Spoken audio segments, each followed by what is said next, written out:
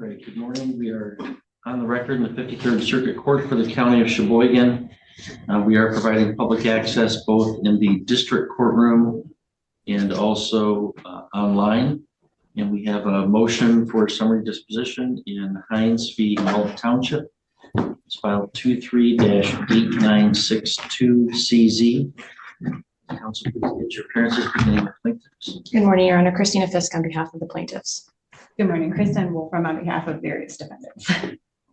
You, and we also have Ms. Matuja from the Attorney General's office. Is that correct? Yes, Your Honor, representing Laura. Okay, and you have no position in the motion, is that right? I do not, correct. All right, so Ms. Fisk, this is your motion for summary disposition. You've got two motions, I guess. One is of the for judgment in favor of the plaintiffs on the claims in your complaint to reform the plat, and then the other is for summary disposition or dismissal of the counterclaims. It seems like we should just argue them all together. Does that sound? That sounds fine. Okay. That's fine. So I'll start, Your Honor, with the motion relative to our complaint. The complaint was filed under the what is now the Land Division Act. Has a history. It's been called other things, but it is presently called the Land Division Act. That section is MCL 560.221, and it authorizes a circuit court to vacate, correct, or revise a recorded plat when circumstances call for it. But essentially, the requirements under the Act for revision, correction, or vacation is that a complaint be filed, that it include all of the necessary parties, including residents who are within a certain distance of the subject property, and all municipal agencies that are related to the action. So if anyone has any kind of interest, whether it be a township, drain commissioner, road commission, etc., they all must be included. Once a plaintiff meets those requirements, technically speaking, if there are no objections filed by any parties, the court would grant the relief requested in the complaint. In an event where people appear and file objections, case law says that those objections have to be reasonable objections. I have gone into the standards for reasonable objections pretty extensively in briefing, both the brief and the reply brief. I'm not going to reiterate all of those things here other than to say that first and foremost, regardless of any kind of objections, you have to first show that a dedication in a plat to the public has been actually accepted by the public. And that happens by way of a municipal authority actually taking possession and maintaining those areas that are now dedicated to the public for the interest of the public, held in trust for the public by statute over time. And if you don't have that component, then effectively there is no public dedication. And those areas of land effectively revert back to the property owners. In this circumstance, we assert that that is what occurred.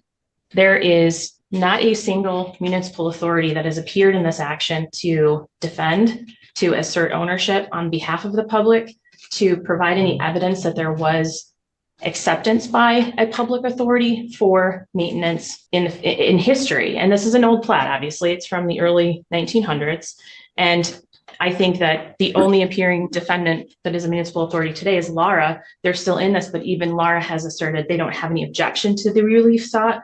They're here as a casual observer, for lack of a better word. If you don't have that component, Your Honor, then those areas of land revert back. I think this case ends there, where there's no public dedication. The alleyway in question and the public beach in question have always been treated effectively as part of the property that is the subject property the plaintiffs own. We're talking about a public alleyway and a public beach.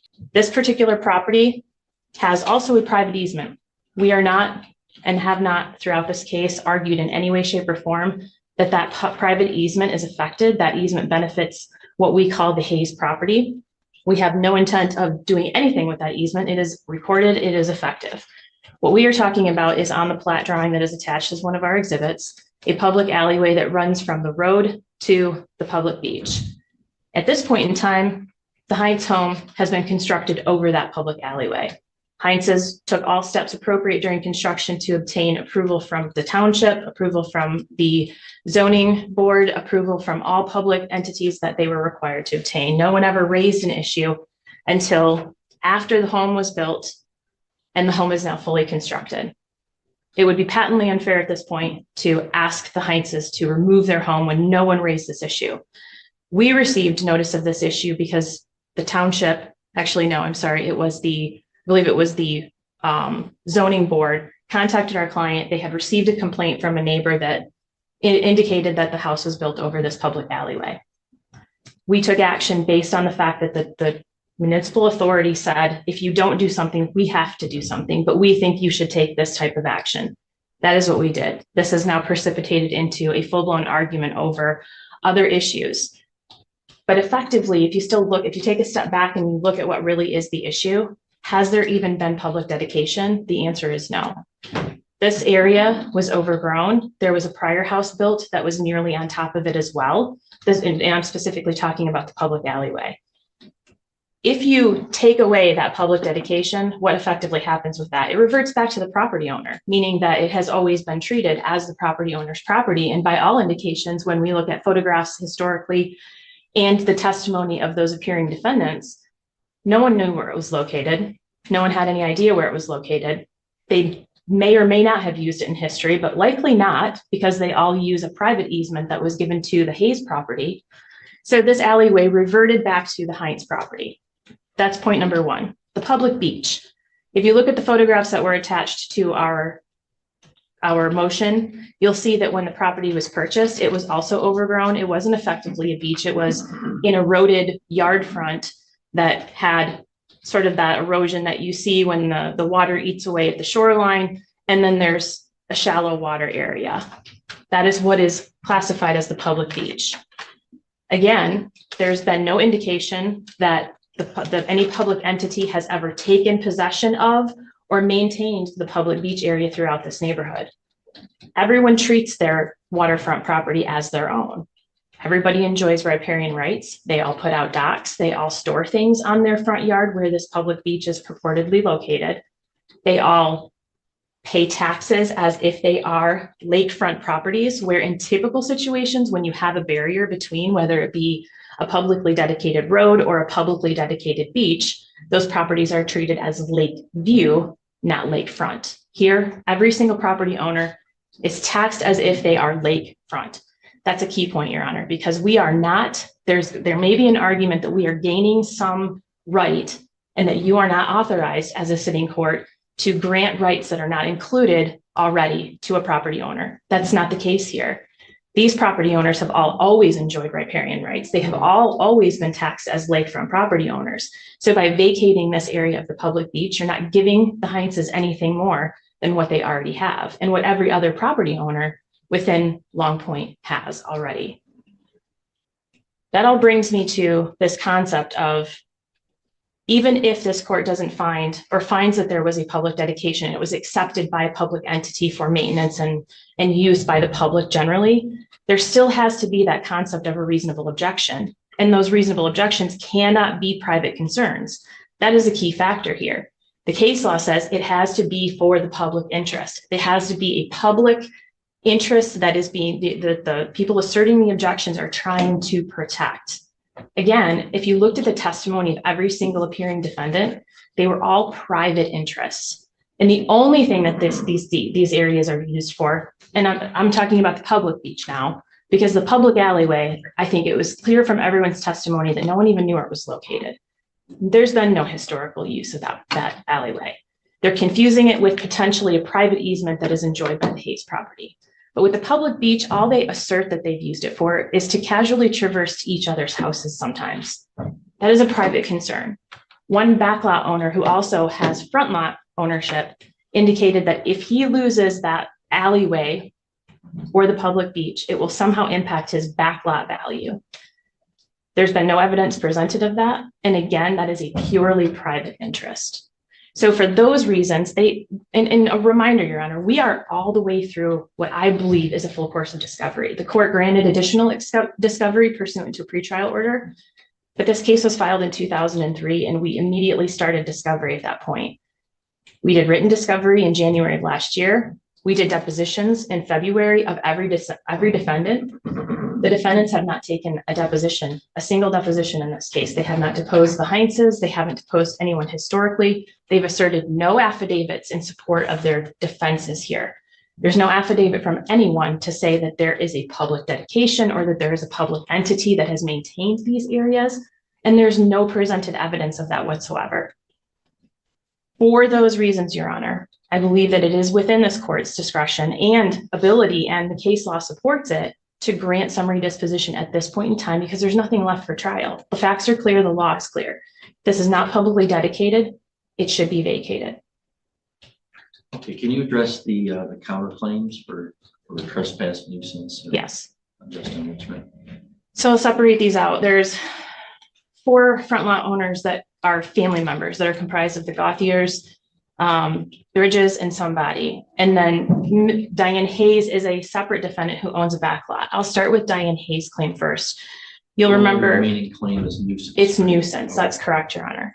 And when I took Ms. Hayes' deposition, I was trying to narrow the issues from the perspective of what exactly is it that you claim as a nuisance here. And what she's claiming is that there was some interference apparently during construction with her use of the easement.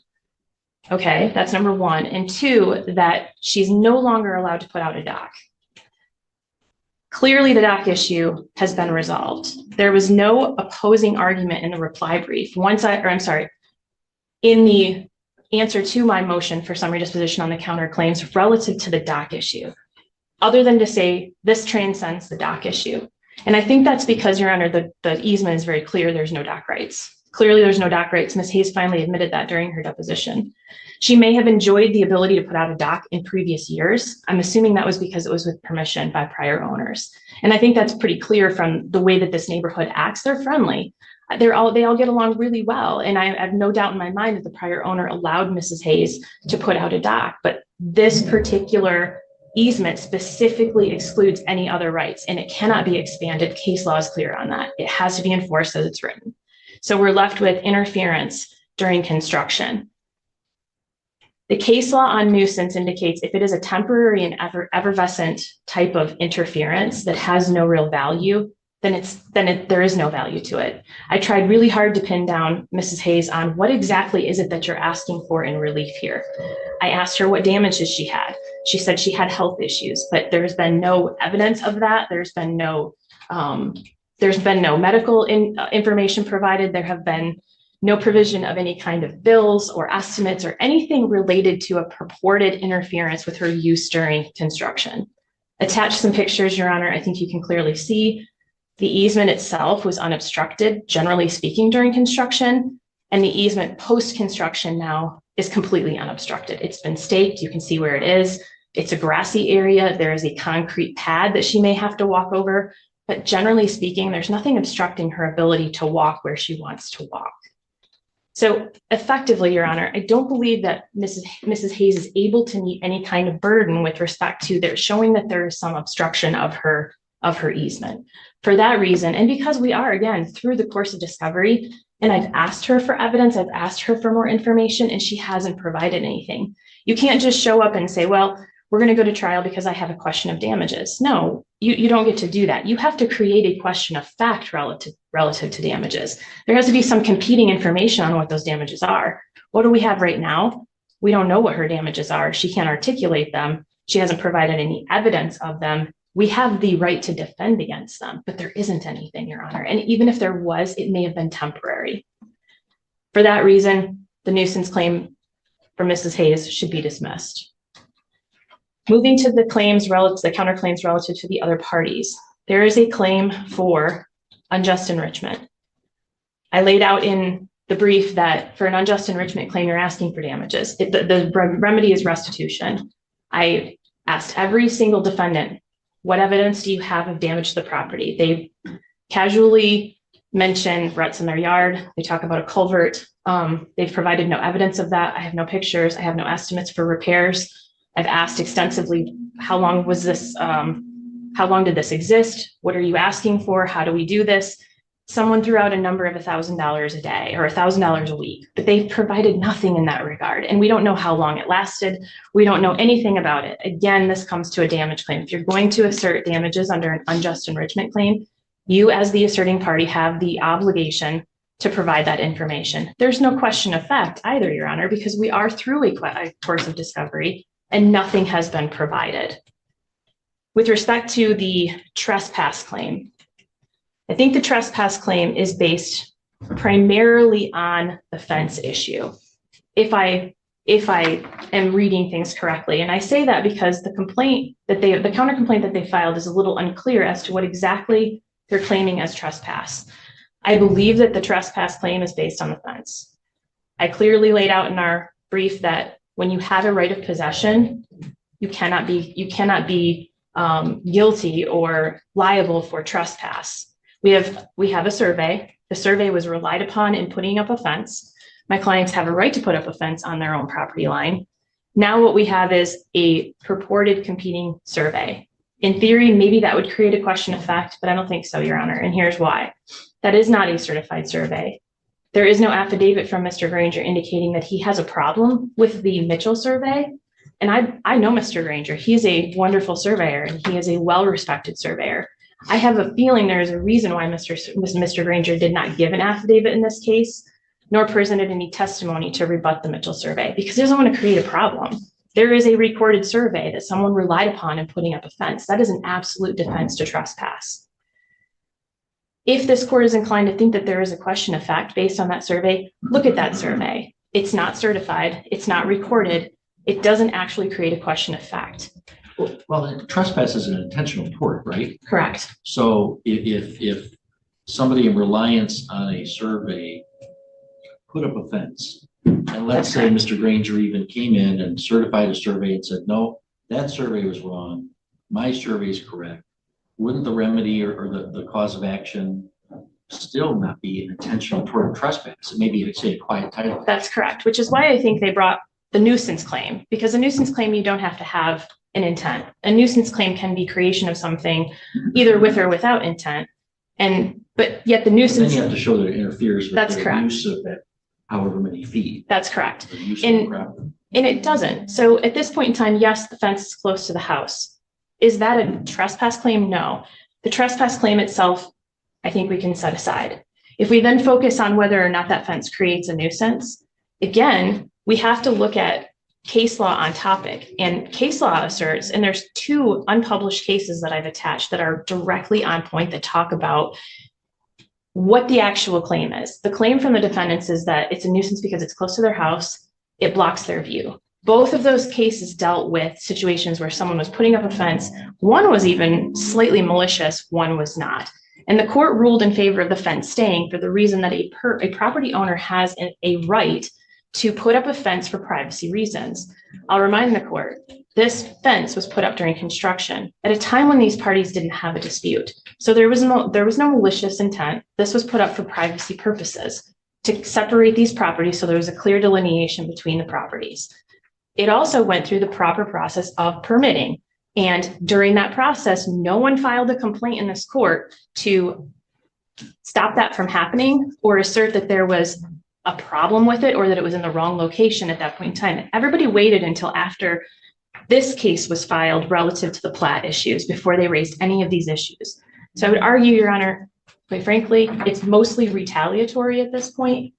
I know these neighbors don't get along. I understand that there has been some contentious interactions, but at the end of the day, we have to look at what the property rights are.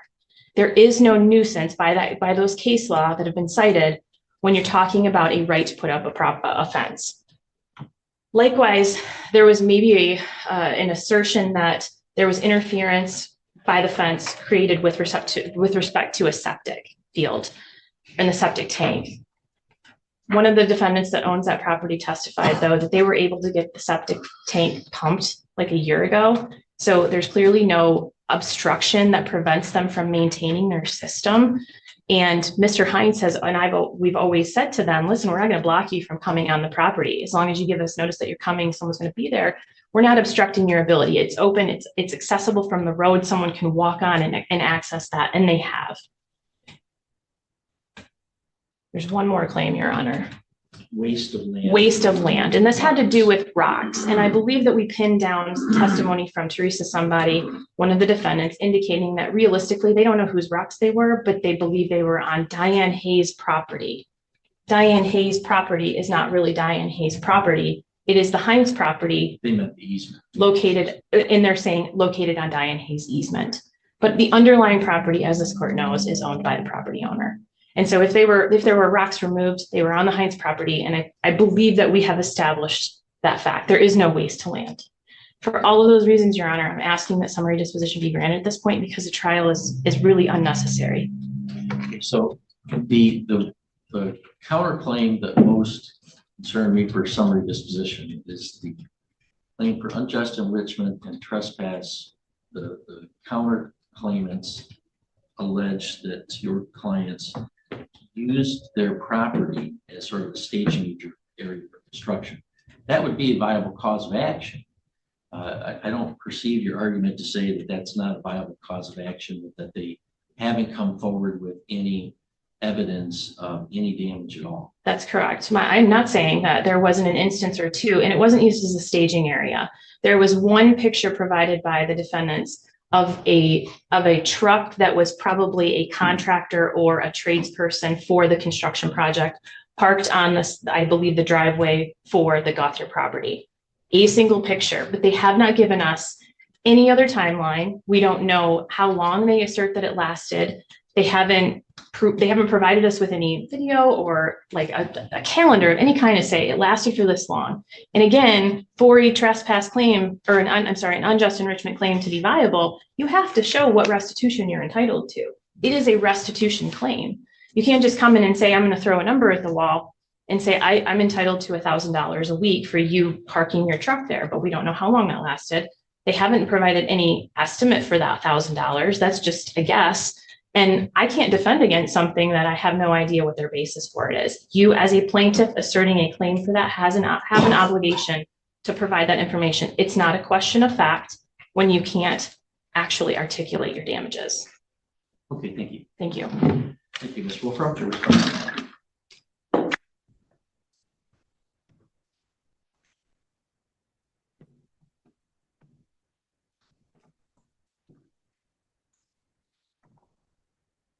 Good morning, Your Honor. First, I would like to address the issues in order if I can, and I will try to maintain some parity with the argument, but it goes on for some time. So I think I'd like to actually first jump to the end and address, as I put a proof of service in the file as well as attached to my motion, I really genuinely do not understand the idea that we didn't provide evidence. We provided a number of attachments as well as a link to the evidence drive. And as the opposing counsel continues to say, they have all the rights to discovery and consider it closed, but never made any additional demands. When she says she continues to ask, I genuinely am perplexed at how you can ask something without any documentation of those requests. So if she believes that there was evidence that wasn't presented somehow, it didn't come to light until the filing of these motions, and that's not proper. So well, regardless of that, I mean, that's not really here nor there. I mean, whether she's asked for the evidence or not, you have to present some evidence of your claim for damages, right? And indeed I have. There's a number, there's video in the, like I said, there's an attachment. I literally went to the email and printed out so you could see her email address receiving the attachments. There's videos, there's about thousands of photos. There's affidavits and letters in support from the residents of the area. How's that proof of damages? So specifically, as well, first things first, there's the motions for summary disposition are under the rule that says that begins with the phrase except as to damages. But that said, showing the actual use of the property, there's thousands of photos showing the construction materials. There's specific angles, thousands of angles if you'd like to see the damage to the culvert. Right, but you still, so like the except as to damages means this, like, let's say that, there's a question of fact as to damages, but there's really no question of fact as to liability. If we didn't have that phrase except as to damages, that would mean we'd have to have a trial as to liability. Right, and So that except as to damages means you can grant summary disposition just on liability. correct. But that doesn't relieve a plaintiff from saying, we still don't get to go do a trial for damages by surprise. Of course not. So tell me, of course not. So what is the basis for, or the evidence for any claim for for any calculation of damages for this, what might have been kind of a typical fleeting, trespass that occurs on a, like a construction project. I mean, it's not very uncommon for a contractor's truck to park where it shouldn't park. I mean, this happens all the time. Sure. And had it not been, requested that it not happen. And frankly, again, I'm going to state for the record that the reasons that my clients did not, because they don't enjoy having a lawsuit against their neighbors, right? They did complain to the city. They did ask them, the Heinzes, directly to please remedy these things. The counterclaims in this case are compulsory, as this court and opposing counsel knows, that had they not been brought, there was a chance that they would not be able to be brought in the future. So when they filed their claim, my clients were required by law essentially to bring theirs. That said, I think the specific instances of damages relate to the specific instance of trespass. So there's damage to the lawn when the trucks drove onto it and made it so that there's such deep ruts that they can't mow and maintain that area of lawn. So was it repaired, and what was the cost of the repair? It's not been repaired. And if they had admitted liability, then my clients would expend the funds to get all of the estimates. Was there? They haven't There's admitted no liability. so isn't that a problem for you? There's no estimate for repair. We have no way of knowing what the damage is. So how are we going to have a trial? The trial is effectively at this stage about liability. Again, had they admitted liability, we wouldn't be concentrating on this. But at this point, they admit no liability. And my clients have testified to the damages. And frankly, they don't actually need an estimate to the repair, because what they're looking for is the equitable repair of the property. And most specifically, the removal of the fence, which can't be determined as to what damages are until the fence is removed. So the estimates are pretty wildly varied between, every phone call warrants a different amount when we're asking what is actually going to be done. Is the fence going to be moved over to the property line? Is it going to be removed? And what damage is going to result? Is there going to be a public easement pathway or not? There's just too many things to ask for when there's no liability admitted. It's denied. And it continues to be denied. When they had the option to admit liability in this case and move forward with damages, they declined. Well, I'm a bit confused by that framing of the issue.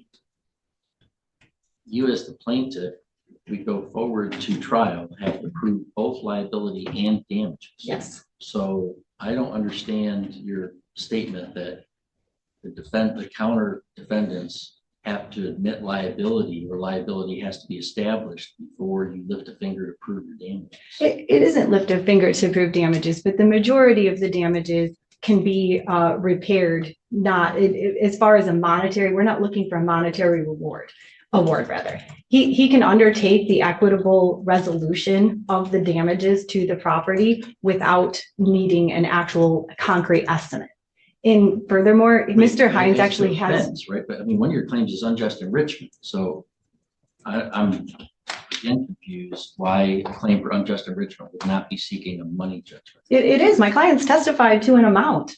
They Based on what? Based in the deposition, they justified the amount. They looked at average rental rates for properties in the area and decreased it by about a third.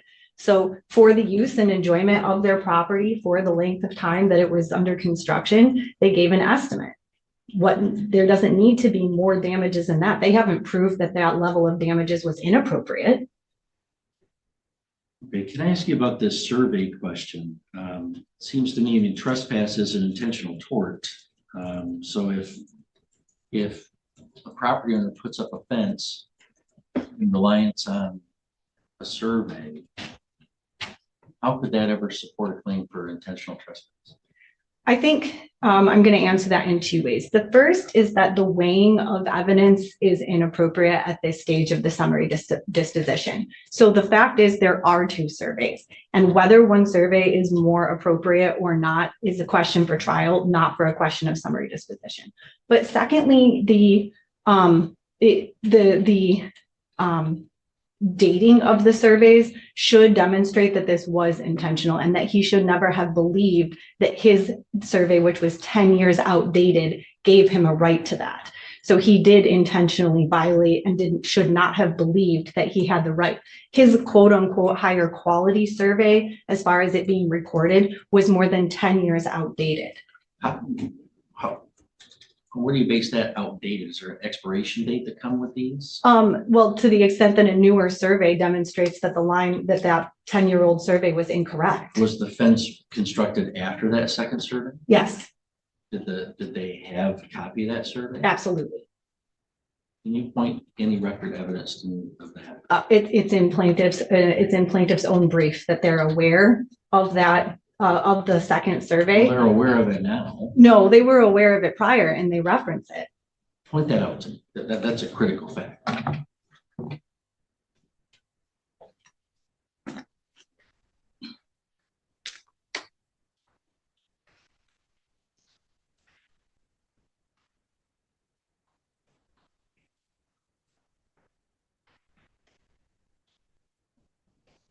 In Ms. Fisk, do you concede that that's skip the pointing it out? Do you concede that that's factually No. correct? It is not factually correct. The date of the survey that they obtained was January 17th of 2023. The fence was built during construction in 2022 while the project was going on. That was my understanding.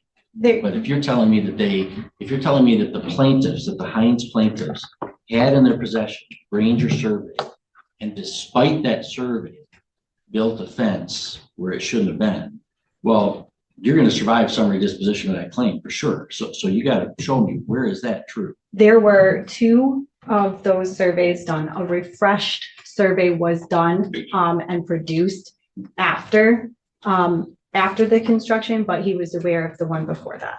Where, So, what one? There was two of those surveys. I don't have that in front of me right now. I will have to go back into the evidence file to locate it. But essentially, that is where that is where two things can't be true.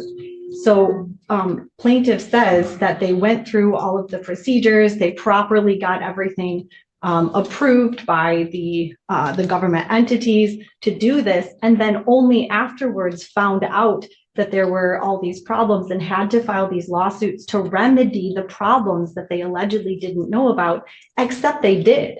And if it were true that all of those proper channels were filed, then why would they be required to even file this? They could just simply have existed in the way that they were. But those things can't be true. If they, as they admit in their depositions and in fact during the testimony, that they were compelled or implied by the county or whatever entity to remedy the fact that he had made these violations, and now they need the court to intervene to justify that he had done these things with some What kind do of you mean violations? in the depositions, as well as in their statements, and as well as Ms. Fisk's argument today, she talks about how she only had to file this lawsuit to remedy the complaints that were brought after the fact or after the construction. About that some of the house was in one of the public alleyways.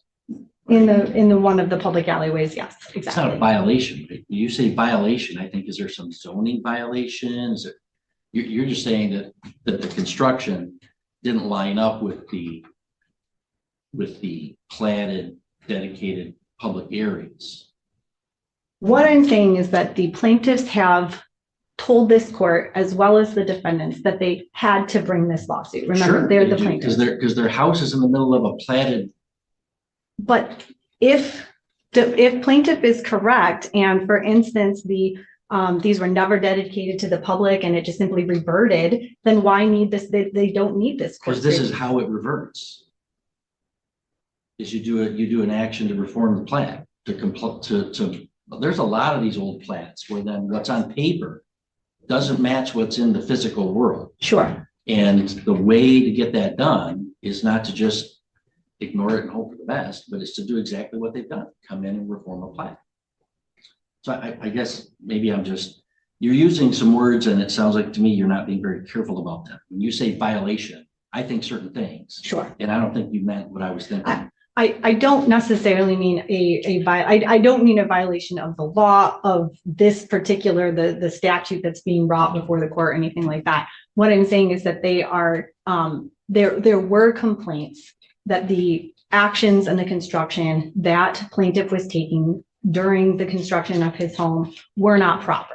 Whether they violated ordinances or regulations, certainly Eagle was called as a complaint by some of the defendants, as well as, again, the county and the city and various entities.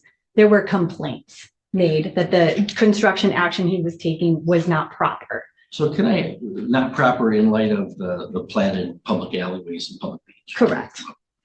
So can I ask you, is this an example of you should be careful what you wish for?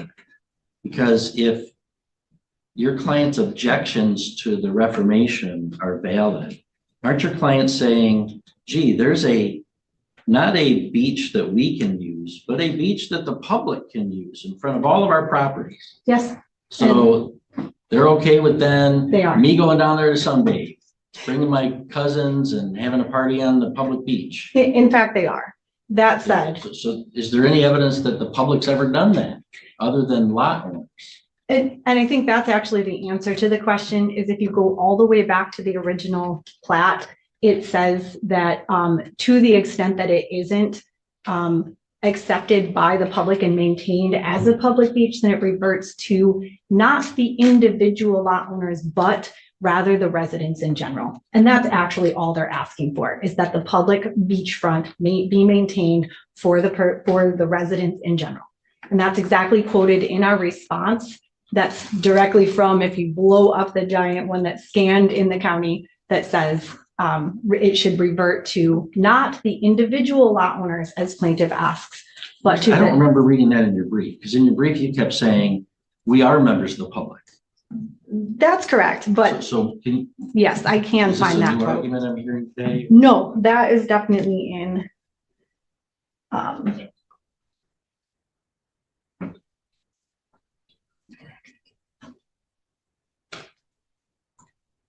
This would be part of the Long Point Resorts ground, the original, as part of the dedication. The streets and alleyways as shown on the plat are dedicated to the use of the public. And then in viewing the actual plat,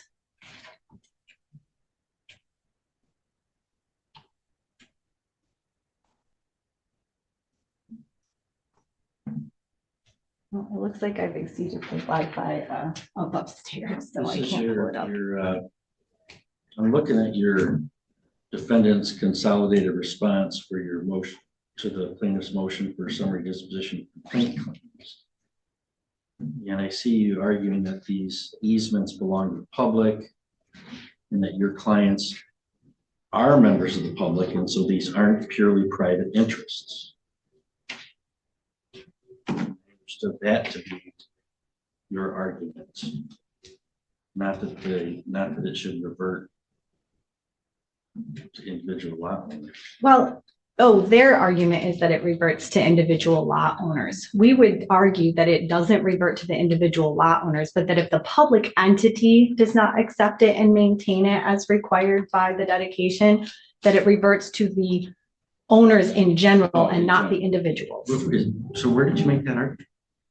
I see that you're saying that this is public, it's public, public, public, and we are public. I should have had my print. I'm so used to the internets and my local courts being here. I apologize.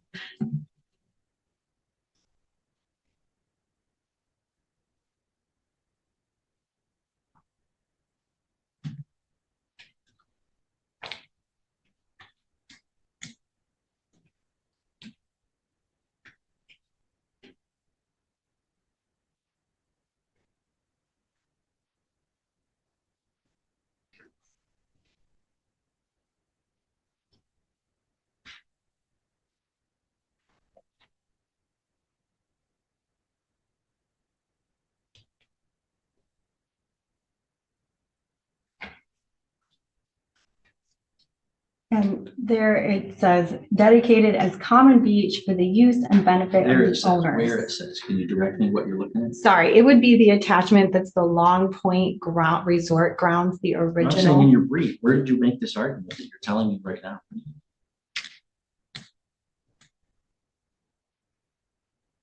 That would be on page 5 of 12 in the reply, where it specifically says the plat does not assign the adjacent lot owners any exclusive ownership interest in the easements, therefore the public, and it's against the public that plaintiffs have brought their action, despite trying to pretend only a handful of private parties such as defendants have the interest. Okay, well, that's what I've always understood your argument to be, that these are public rights and your clients are members of the public. But just a few minutes ago, I thought I heard you arguing that even if the public never accepted this, it should still be some group easement for the benefit of other owners in the plat. Correct.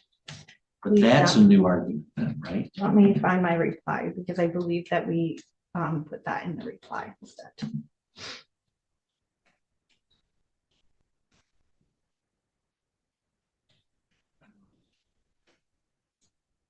And file a reply, right? I mean, there's a motion, your response, and then their reply. All right, well, that's needed. Go ahead and continue your argument. All right, at this point, I would focus on a couple of factual issues. So for instance, where she says all steps have been appropriately taken during construction and that no one raised the issue, but clearly there has been an issue raised and it's a factual dispute at this point. So the other factual dispute is essentially that she continues to claim that no one used this. Well, we're standing here and saying throughout consistently that in fact it has been used, that these easements have been used by the public, whether they were maintained, by the public entity or not. There's, again, the factual dispute. There's affidavits, there's letters, and there's witnesses that testified that they have been used. There's also the question of the backlot value. They can only be assessed as to their value with the current status.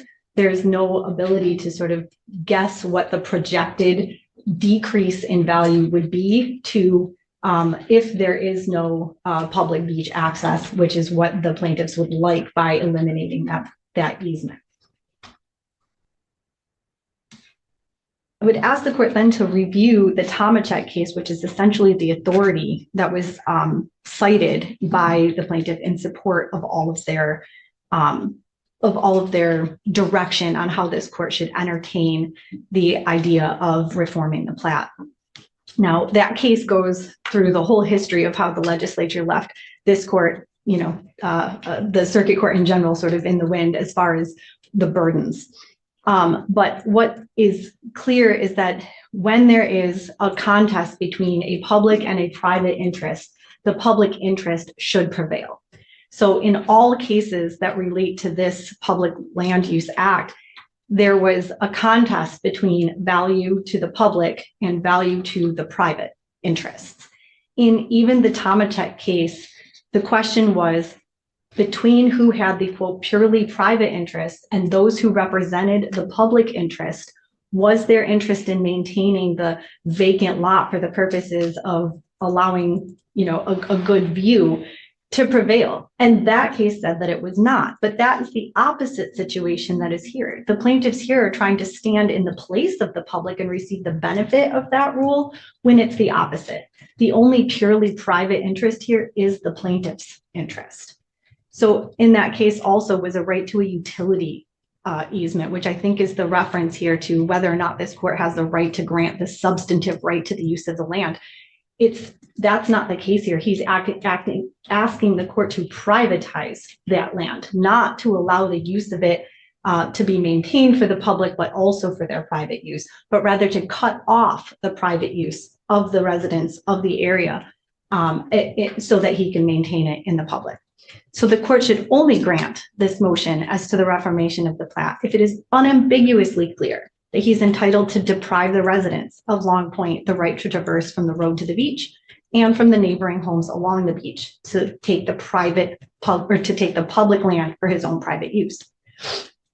So this is not a case of people opposing a new neighbor who's come in and destroyed the nostalgia that they previously had.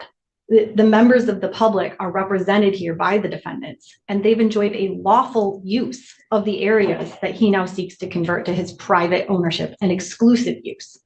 By circumventing any proper notice or voting procedure, for instance, as outlined in MCL 560.226, that is new. I discovered that while I was preparing for this case and reviewing Tomachek, where it says that streets and alleys under the jurisdiction of cities, villages, or townships, or parts of the public walkway or park shall not be vacated, corrected, or revised under this section, except by resolution or other legislative enactment duly adopted by the governing body of the municipality. Sure, it could have been accepted.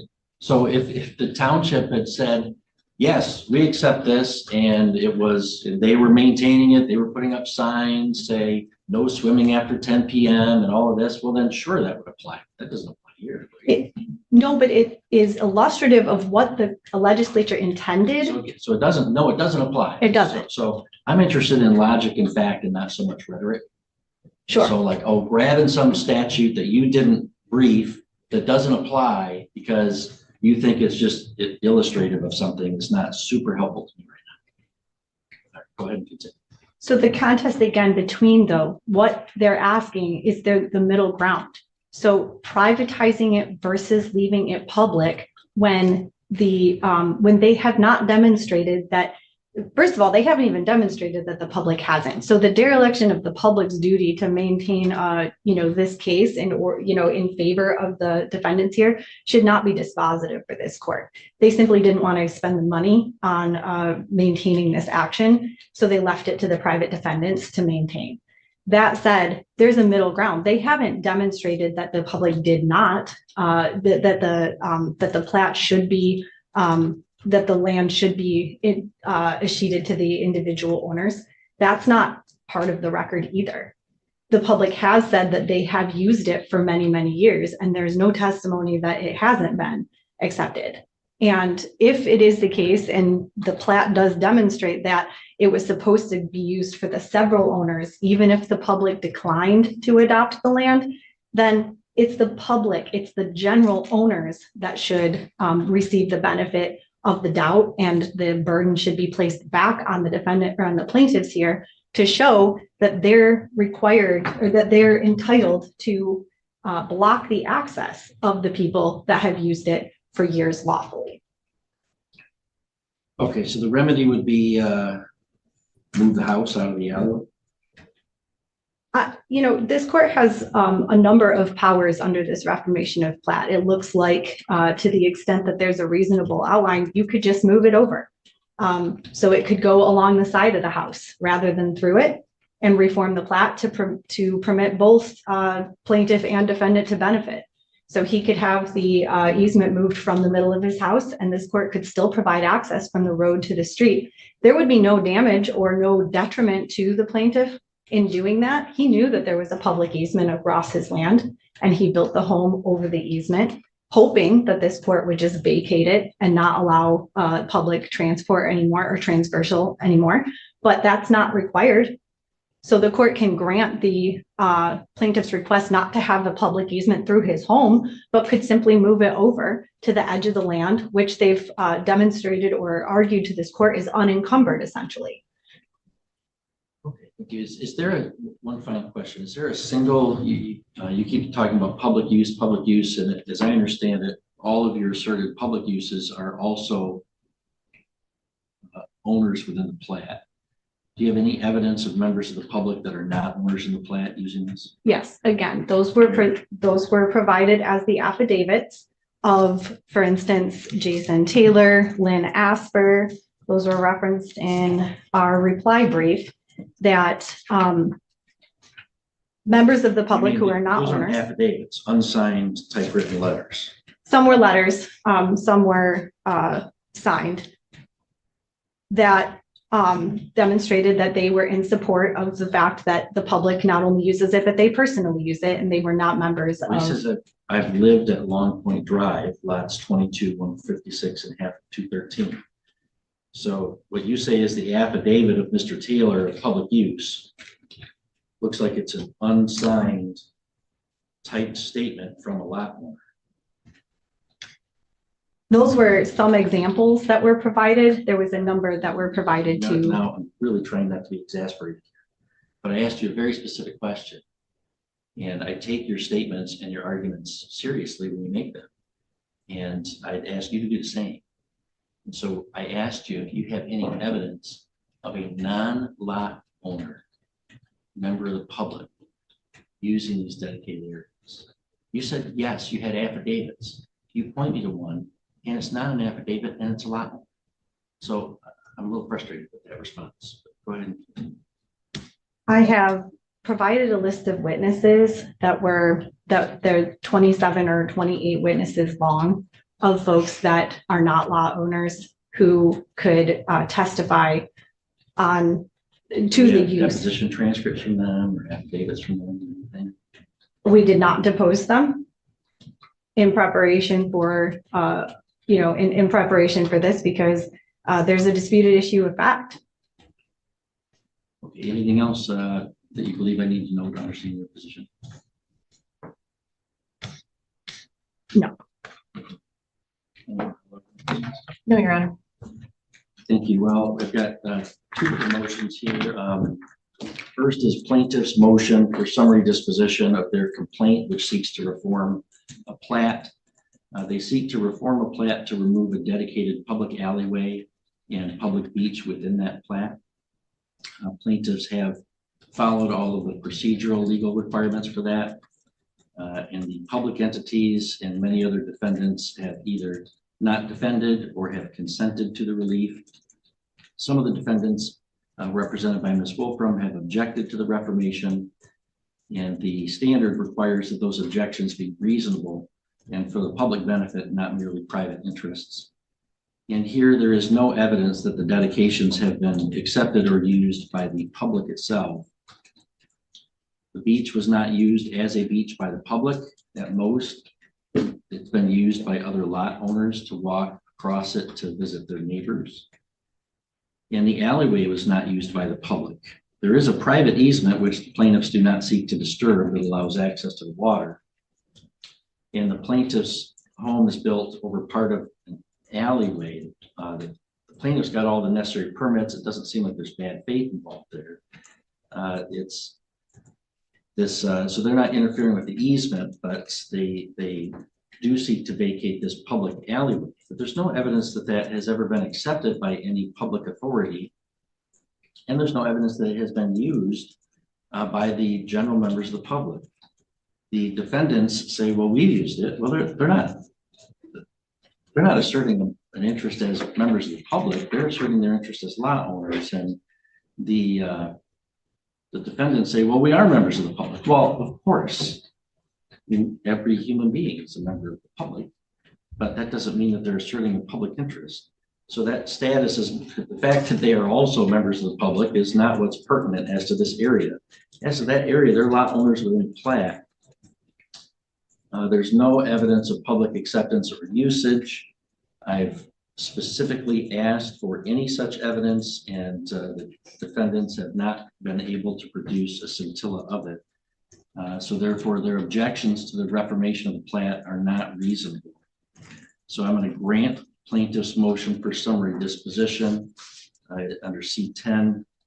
There's no genuine issue of material fact, and the plaintiffs are entitled to judgment as a matter of law, granting their the reformation of the plat that they sought. Now, the defendants represented by Ms. Wolfram have also filed some counterclaims. At least one of them has already been dismissed, the Hayes claim for trespass. So we have Hayes has a claim for nuisance. That seems to be based on two issues. Plaintiffs not letting Hayes install a dock at the end of their private easement, but the easement doesn't allow for placement of the dock. And also rocks in the easement allegedly blocking ingress or egress to the lake. The photographs that purport to show that do not establish any significant interference with the easement for ingress or egress to the water.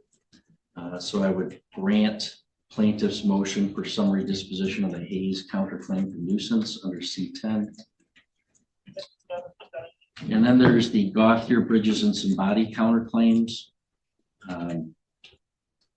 Unjust enrichment for the use of, for plaintiffs' alleged use of their property for parking and or storage during the construction project.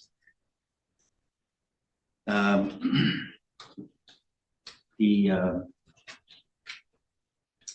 counterclaimants have produced no evidence to support any claim for damages, and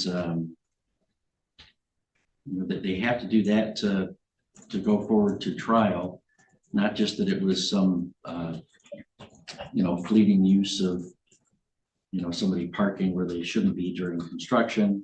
They haven't met their burden of establishing a genuine issue of material fact to survive the motion. So I would grant plaintiff's motion for summary disposition under C10 of the claims for counterclaims for unjust enrichment. Trespass claims based on that and also placement of offense. For the same reasons as to the parking, I would grant summary disposition as to the claim of trespass. And as to the fence, trespass is an intentional tort. The fence was constructed in reliance on a survey, a after construction preliminary survey without any testimony from that surveyor that the first survey was incorrect in some fashion is insufficient for counterclaimants to survive the motion for summary disposition. So therefore I would grant plaintiff's motion for summary disposition of that counterclaim as well. Claim for waste of land for removing the rocks, but those rocks were within the plaintiff's property. Seems to be a misunderstanding on the ownership of the fee in the easement. So there's been no support for that counterclaim. Would grant summary disposition to that as well. And it leaves a claim for nuisance, I believe, as defense, but there's no evidence that was supported, presented to support that claim. So for those reasons, I would grant plaintiff's motion for summary disposition of all of the defendant's counterclaims under MCR 2.116C10. So Ms. Fisk, as the prevailing party on that motions, we can prepare the order and judgment. Yes, Your Honor. Thank you. Thank you both.